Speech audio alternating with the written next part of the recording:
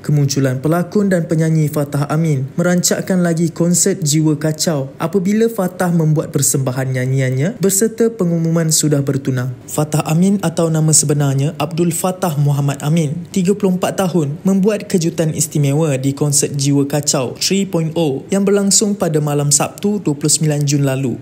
Lebih 13,000 penonton memenuhi Stadium Hoki Bukit Jalil, Kuala Lumpur bagi menyaksikan konsert Jiwa Kacau 3.0 yang berlangsung pada malam tersebut. Konsert yang diadakan selama lebih 4 jam itu dibuka oleh The Lentis dengan lagu popular mereka iaitu Lampu Merah, Amang Rindu, Santai dan Bunga Maaf. Suasana semakin rancak dengan persembahan hujan, menerusi di Kuala Bulan, bermain biola, Rahsia Tuhan, Kotak Hati, Bila Aku Sudah Tiada dan Aku Skandal. Acara menjadi semakin gamat hingga membuatkan penonton histeria dengan kemunculan Fatah yang menyampaikan lagu Tapi Bukan Aku, nyanyian asal Keris Patih. Tidak hanya itu, penonton yang hadir turut menjerit apabila Fatah mengumumkan dirinya sudah mengikat tali pertunangan. Bagaimanapun, suasana bertukar lucu apabila Fatah menjelaskan ia bukan merujuk kepada kisah peribadinya tetapi bertunang dengan sebuah produk yang melantiknya sebagai duta. Dalam masa sama, turut kelihatan penyanyi Amira Uthman yang hadir sebagai penonton dan menemani Fatah. Selepas kejutan tersebut, pentas kembali diteruskan dengan persembahan dan nyanyian dari line up kumpulan seterusnya seperti Keris Patih, Hujan, Spider, Bang Fiz dan Wali Band. Jangan membuat sebarang spekulasi yang boleh mencetuskan kontroversi. Apapun, diharapkan semoga Fatah Amin cepat bertemu jodoh dan terus berjaya